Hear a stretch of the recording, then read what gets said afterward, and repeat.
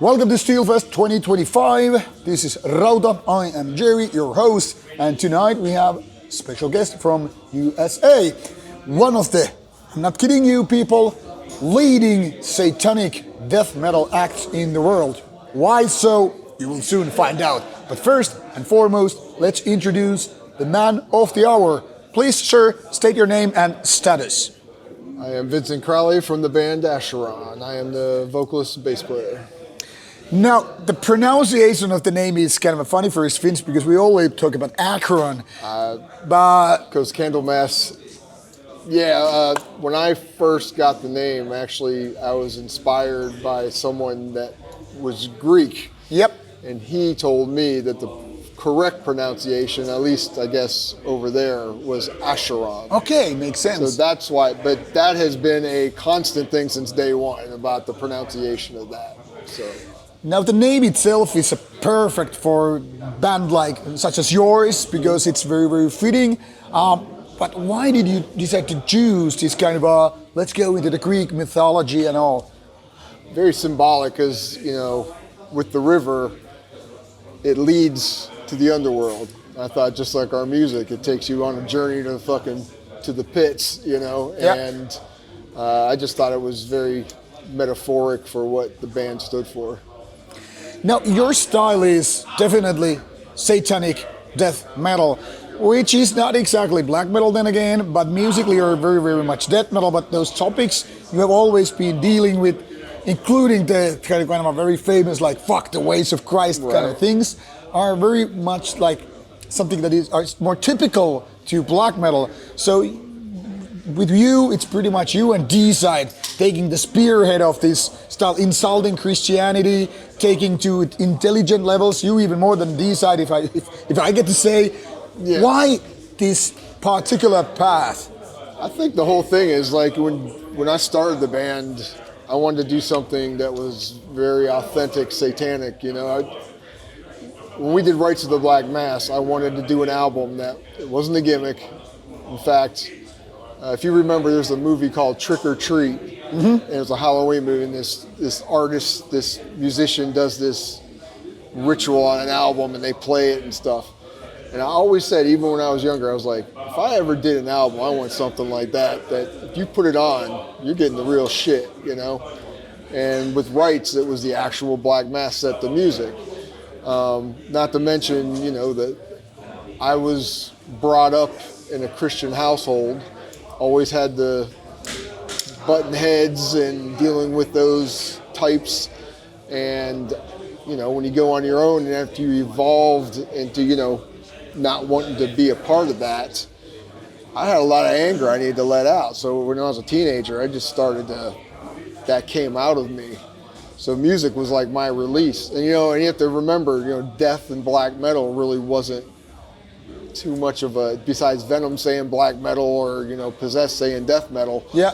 There wasn't like any lanes to go in. You just did what you did. Yeah. So that when people label you Black Death or whatever, I don't really care what we're just a satanic underground band, whatever you want to label us, it doesn't matter to me. Now, musically, your style is very, very kind of a traditional. I mean, it goes all the way back to the old days, and you were never like one of those bands that went for technical gimmickry or say very fast. You kept it like mid-tempo, kind of a gloomy, kind of a very dark and powerful. So more about the powerful riffs and very strong lyrical themes. When did you figure out that this is our particular style instead of, say, going with the faster ones or going with the more technical ones and so on? Well, we have our fast. I like to do the roller coaster ride, It's kind of goes up and down. We have fast songs, we have slow songs. True. My influences, like when I was in Florida, you had the Morbid Angel, you had Deicide, you had, even when Cannibal moved there, Cannibal Corpse. And Death, of course. Of course. And they were going a different direction. Yeah. When I was doing our first album and Bathory and Venom and Celtic Frost and, Sodom, and that was still a major part of. I wasn't trying to be the new Morbid Angel or Deicide. Yeah. I was still back in those days. So I think that separated us from a lot of those bands from Florida.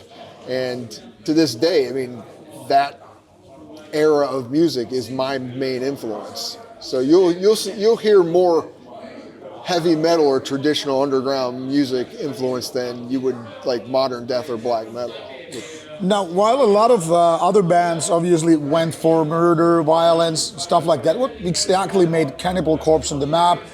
And then there were bands which were with more philosophical, I guess death applies there. And you went more like anti-religion, much like Deicide in that sense, like totally against religion, attacking them violently, no holding back. Right. And you mentioned this Christian household and upbringing.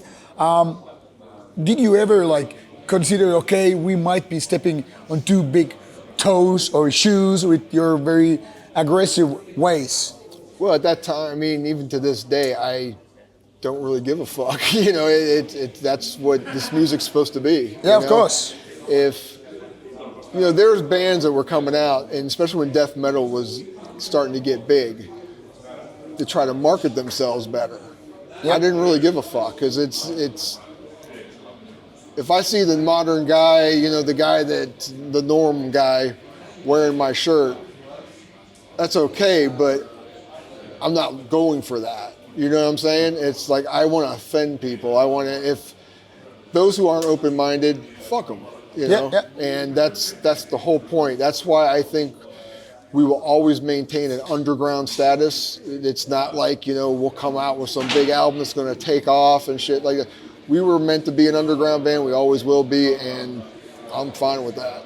Yeah, totally. And you left a strong footprint, which I think led to the point that when you decided to call it a day and say, okay, fuck it, we're moving on, we have new bands and all, there was a kind of like void, but you kind of kept coming back to. So what led you to doing these comeback things? I mean, I think people don't really understand that to do a band and to play shows and to do albums and you're not making a shitload of money.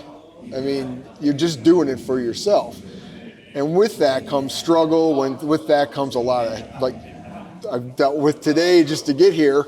You get to a point where you're like going, I need a fucking break or I'm done with this. And there's been several times I've broke the band up because just too much to deal with. And I always say it's like the mafia. You walk away, but you don't walk away. It taps you on the shoulder and says, "You're not done yet, motherfucker." So so you can get away, but the things like, okay, you're part of the team still, even until you're like death and all. Yeah. I think this is a very, very good moment to talk about, to give you people a little bit of understanding how much of a struggle going to a different country to play a show can be. About this particular example, so you texted me like already many hours ago how it started. So your flight got canceled and then happened what? So we were supposed to leave Thursday. Yep. We go to the airport and there's a delay. Yep. We get on the plane and they held us for over 2 hours and say there's some weather issues. So while we're sitting there, all of a sudden we get an announcement that they're canceling the flight. So we get off, we have to wait in this massive line to figure out what we're going to do. And they're like, well, there's no flights. They got us this flight to come today, but they said there's no flights to go to Chicago, which we had to go to. So we looked at other airlines, it just wasn't meshing to go. When we looked at rental places, that didn't work. So we had to use a truck to get our stuff. We drove to Chicago in traffic. It took 8 hours to drive. 8 hours. 8 hours. Fuck. I mean, we have not gotten any fucking sleep. I mean, we've had a few little Z's here and there. So we get on. There's another delay because of weather, 45 minutes. Come here. They lose one of our bags. Another hour. So at this point, as I called or text you, I had limited time. So we literally were taken to the hotel. got showered, changed, grabbed our stuff, and came right to the festival. So this has been like nonstop for a day and a half. And on the top of that, you have like probably quite a bit of a jet lag and shit.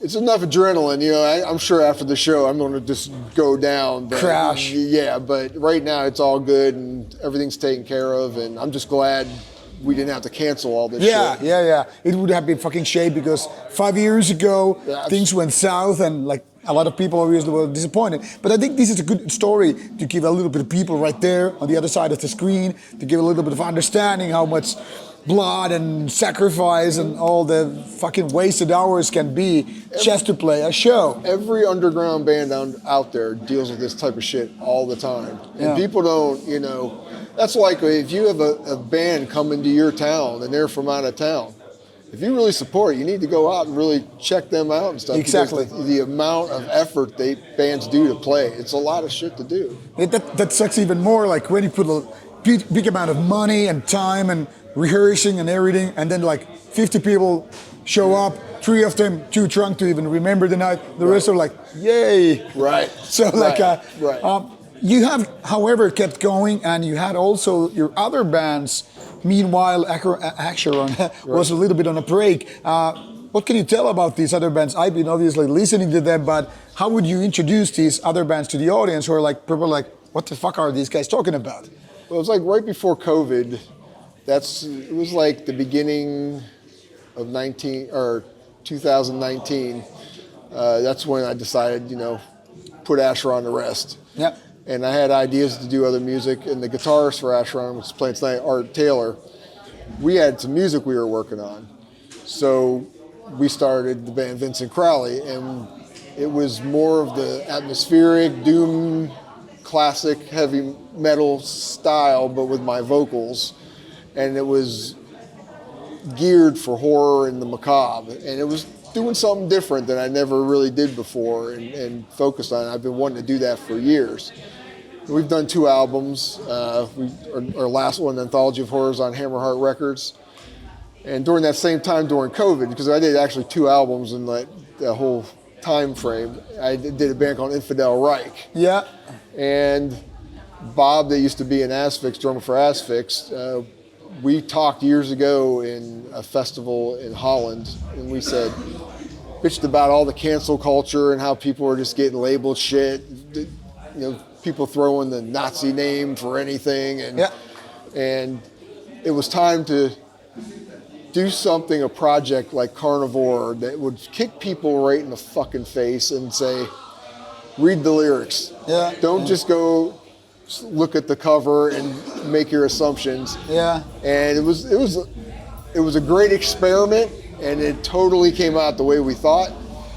We had issues, of course, to get the labeling and shit like that, but if you read the lyrics and if you knew the imagery we were using and stuff, nothing linked to that. But in this society of PC fucking idiots, what do you expect? Do you get a lot of hate online for what you do? Not really. I mean, you get your occasional. I mean, especially from back in the day. Yeah. Because early Acheron days, we used to have a wall at our practice place with death threats. Okay. I mean, we literally just put them up. That was funny. And there was like Christian people saying they were going to cut off our heads and do all this shit. And So very Christian. Oh, love thy neighbor. We're going to cut your head off. Wow. Very biblical. Right. And I think now, I mean, back then the shit we were doing was like really shocking because we were taking them on head on. Nowadays you have movements, you have fans that, you know, if you walk down the street with a fucking upside down cross, no one's going to give you a second look probably, or, you know, dressed in all black, or it's a different time. You know, back then we were the utter freaks and shit. Yeah, I bet. So it's a different era. So it's very interesting to see how it is. The only thing is, it's weird in the scene because there's like this division. There's those who are like more open-minded, and then there's those who want to police everything and put their rules on stuff. And for me, being satanic, you don't give me rules. I make my fucking own rules up. You know? Yeah, I mean, all the satanic kind of Bible things is very much like you you do your own rules, don't have these masters and all that bullshit. Yeah, absolutely. Now, people who are so much concerned about nowadays PC culture, cancel culture, anti this, anti that, seem like to kind of worried, like, hey, everybody's gonna get censored, everything. And while I kind of agree to that, then I'm always reminding, but back in the 80s, things were in a way worse because you had all those, like, in America, as you know way better than me, like all these Republican conservatives, like, hey, we need these stickers, like explicit lyrics, and this is not suitable for that, this is not suitable for that. And when bands like, you mentioned Carnivore, when Typo Negative came to play Europe, people were blaming Peter Steele's because of Carnivore, oh, they're racist, so made shows canceled and all that stuff. And I'm like thinking, back in the days, you could even cancel bands like fucking Twisted Sister, becoming anti-establishment. So people are like, you actually have it easier nowadays, even though there are these active movements. But this is my opinion and my view. I didn't live in the United States, obviously. So what would you say? Is it easier or harder these days in terms of being canceled and shit? It's funny you mentioned like Republican and stuff, because that's why I hate politics. Yeah. Now, the Republicans and the Democrats, all it was in the 80s, instead of, now another thing, they had the PMRC, which went after the bands like you mentioned. They put warning labels and stuff. They also made bands a lot bigger by doing that. Yeah, they were pre-promotion. Yeah. These are so badass. Yeah, and what they did back then is they're devil worshippers. They do all this shit. They're devil worshippers. Yes. So what happens at our age now is you have the left, and they're saying, oh, they're Nazis. You can't do that. And it's the same shit, just in a different package. It's exactly the same shit from the 80s. And that's why you have to go. I think Johnny Rotten said, he goes, I can't believe I'm agreeing with people on the right these days. Oh yeah, I read about it. Yeah. You know, and I see what he's saying, because it's like, you know, now the right saying freedom of speech and the left saying, no, you can't do that or you'll be canceled. And I'm neither, you know, it's like I do my own fucking thing, but I definitely know that there's a lot of fucked up shit with these extreme leftists that are pushing shit. And all the so-called super Nazis out there, I've yet to see a bunch, you know, that they threatened. I mean, I have all my own accusations. People are like, oh, because you shaved your head, you must be a Nazi. I'm like, fuck, I'm just getting older. My hair is getting thinner, and like, so do you call it to the leukemia patients? Oh, you're a bunch of Nazis. Like, dude, I have fucking cancer. So, but we, especially in Europe, we have a lot of that. Like, hey, you do this Nazi. Oh, this is this. I'm like, fuck you all. Yeah. Okay, enough of that. We don't want to talk more about politics. It's bullshit. But what is interesting, however, I know you're not really a fan of this topic, but I'm gonna ask you anyway. You also had more than just satanic band when it comes to Satan. You had your part in the church. Mm-hmm. To make it brief, what was the story? When did you decide, like, okay, I'm gonna go deeper into the world of Satan, into an organizational level? Well, when I first started Acheron, you know, before that I was in the band Nocturnus, and then when I left, I really wanted to do something that was really sincere with the Satanism. So I started to, you know, investigate stuff in the Church of Satan. Obviously, in the Satanic Bible, I wanted to research more about it. Well, I came in contact with Peter Gilmore, which is presently the high priest of the Church of Satan, and he was friends with LaVey. He was a higher up member. So we started talking, and we ended up collaborating in Acheron for, you know, several years. But the whole thing was to get something that was authentic, and like, this isn't just a, hey, I'm a Satanist type thing. It's everything we did was like very linked to working with satanic artists, satanic intros, satanic, you know, everything was supposed to be real. Yeah. And through that, I got a membership from LaVey himself. He made me a member. I didn't join. He just made me a member. And then after seeing my work and working with the church, he made me a priest. And then he heightened me to a magister, which is one of the higher rankings on there. And I did that till 2000. And after LeVay passed, things changed. And he was very, it wasn't none of the hippie shit. It was none of the, it wasn't like the 60s LeVay. It was more like very kind of, not militant, but law and order, indulgence, but no compulsion. Just have a understanding of yourself and be disciplined. Yeah, yeah. And when he died, everybody fought over the crown. Yeah, of course. Power struggle. Which, if you read even though I had these titles, to me, that was just like LeVay giving me credit for what I have done. He even mentioned Acheron in his book, Satan Speaks, his last book he put out. Yeah. And it was, to me, like saying, hey, you're doing a fucking good job. I appreciate what you're doing. But when everybody started trying to take the reins, it just showed that it became an organized religion, that thing that I fucking don't like. Before the Church of Satan was a think tank. It'd be like if we all sitting around and have an idea and we're coming up with, hey, and that was the Church of Satan. It wasn't some fucking church you sat in and we all fucking just came every Sunday and shit like that. Yeah. It was deeper than that. Yeah, that's what I really liked when I remember when I got into Acheron, what got me interested in this was like a thinking man's band, not some dummy stuff, even if the music is quite simple in the way, like easy to approach. But with all the spoken parts and all that stuff, there's like not so boned. I don't want to disrespect D-side, obviously, but what I got out of Acheron was like, this is more like the kind of a portal you need to open into world. Like you can show, okay, we can be Satanic thinking, we can have this death metal, and this can be very philosophical and very deep. Right. So this got me interested, like how you got involved in.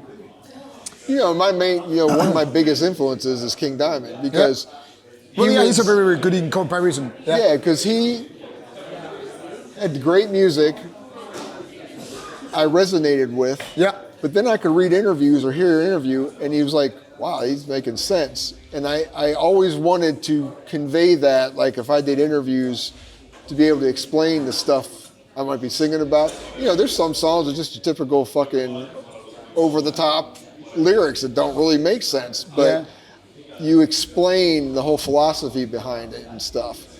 And I think that's where we got a lot of our following because they knew I was sincere about it. It wasn't like I jump off stage and, I'm somebody else. I go to the grocery store, I'm the same fucking person, Of course. So eventually decided to leave because of this power struggle and shit? Yeah, it just became ridiculous. I get sent my resignation. They weren't too happy. And just like an organization, other members, especially since the internet was kind of starting up, trash talk, all the bullshit and stuff like that. And at that point I was like, you know what? I consider myself, I live a satanic lifestyle. I won't even take the word Satanist anymore because people have numbed it. Very, very much so. And everybody has their own interpretations. I'm a Luciferian, I'm a, atheistic, I'm this, I'm a traditional, I'm a fucking, I'm into the philosophy, my occult beliefs or my own personal beliefs when I do have occult beliefs, but I don't have to share all that shit because it's like, that's my own thing. But as a satanic thing, people nowadays, it's become a sideshow, just like Christianity. I mean, I hate to say it, but there are those bands which are like exactly the same. You just kind of switch the label, invert the cross, and suddenly it's like just another fucking cult. Right. It's become kind of like it's so kind of ironic how you just like, okay, let's fight that to become the same, and like, what the fuck happened to this? Right. It's like I don't know, bullshit. Yeah. Okay, what makes you think these days when you want to make more music and play live and all that stuff? I mean, we're not exactly our 20s anymore, so you have to think things differently. So what keeps you going? I'm 57 years old, so I've been doing this a long time. And the thing is, I still feel like I'm in my 20s, and I still have the same anger I had in my 20s. Probably worse now. I'm a fucking angry old man. But when we were doing the Vincent Crowley band, I mean, I still have a need to release that shit within me, man. And Acheron's the way to do it. And that's why I mentioned we're working on a new album, and it's probably going to be the most aggressive because all that stuff I've been holding up the last few years, she said, you ain't keeping that fucking in, you know, and it's going to come out. So I'm really looking forward to it. And we're doing this album for us. It's not because we got some offer for some fucking, because a lot of bands, they hear, oh, they're just doing it for the money. We have no record label contract. We have nothing. This is just being done because we want to do it. Someone picks us up, great, but if someone doesn't, fuck it, you know? No, because of that, I have to ask, now because this is one of my favorite annoying, but kind of I feel important questions is, there's always some younger, new fans on the other side of the screen looking forward, okay, so what is the best stuff? Because everybody has so limited time, but they want to start with the best stuff. So for new fans, what should they start with when they are going to delve into the world of Acheron? It's almost like recommending kids. I know it's annoying, but it's also important because they have to have a starting point. But you know, the good thing is, it's like since I've had some time off, my favorite all-time album is actually the last album we did, Cultus Hasis. Dan Swano did the mixing and mastering, and our whole goal was, I said, I want to write stuff. You know, music has progressed. The lyrics were still dark, but doing like different topics, and I wanted to capture that early 90s death metal sound. All right. So that was real important. I wanted to come back to it. I think we did a fucking great job at doing that. I think Dan Swano really helped us to capture that. Well, he surely understands old school ways, so another legend in that sense. Yeah, so that, I mean, and a lot of people, that was their first album because, I mean, this band's been around a long time. Yeah. Rights, I often wonder if you didn't hear that album back in the day, how it would be an impact now. Well, we'll find out as soon as we play some of these songs. But because it was an older album, you know, it might not have the punch it did. And it doesn't with me. I mean, I still love playing it because they hold something with me. But musically, writing, I think I wrote better stuff later on. You know, what was it? Final Conflict, Last Days of God. I really enjoyed making that album. The Anti-God, Antichrist. That was a great album to do, and you know, can't deny "Fuck the Ways of Christ." I never would have thought. I really love the title so much. I never would have thought that song would be like the yelled at me all the time. Like if I go someplace, someone knows me, that's the first thing. Fuck the ways of Christ. But there's so much impact in the fucking title. It's not. It's like a kind of opposite of being apologetic. You know, like, oh, everybody is like, oh, we don't want to offend religions. We don't want to offend anybody. You're like, yeah, but we want to. Right. So there's that. Okay, what people can expect when Acheron goes on stage? What they can expect from this live experience of Acheron? Well, since we've been waiting such a long time to come to Finland, you're going to get everything we got. We've been looking forward to it. We've done a fucking battle to get here, and just going to lay it all on the table, man. Give them 100%. Hopefully they dig it. You know, we're not holding back. And this treatment will obviously go to different places after this one. I don't think we have another. We're doing very limited shows. Yeah. There's no touring. But still something people will look forward to. And we'll do various shows, but no touring, and beginning of working on that new album, man. And you'll hear a new song tonight. That's the only song I'm going to do. So. Awesome. Okay, before we conclude, some final quick questions. Don't overthink, quick answers. Most important band for you? Most important band? Merciful Fate. No, I take that back. I mean it. You got me. Yeah. Black Sabbath. Okay, most important album? Melissa. Most important book you ever read? I'd say it's the Satanic Bible. Most important movie you ever watched? The Omen. The best place you have visited? Oh, that's going to be a hard one. Like, don't overthink. I can't answer that one. Okay. The place where you're gonna be buried. I will not be buried. I'll probably just be burned and tossed with the other fucking shit. All right. What would you tell to your younger self? Say there's Vincent of 20 years of age, figuring out what he wants to do with this metal and all. Word to the wise. Always stick to your guns and don't fucking break up the band. All right, that's a good one. Thank you so much. Now you know a little bit more about Acheron. I surely did learn a thing or two, quite a bit, and looking forward to see them on stage. So in case you got the chance, hear what he said. Not touring, so go when you have the chance to see them alive. There's not too many of them, so do what you must. Now, obviously, you will see links to this band in the description box, so start digging for information and check out the music online. And as I always tend to say, if you like it, go buy it. This is Rauta, this is Steelfest 2025, this is Acheron. Thank you so much. Thank you. And you people, good night. Thank you so much. And before you go, let's take a quick photo for social media purposes when this goes online, so we can put this on the Instagram and stuff.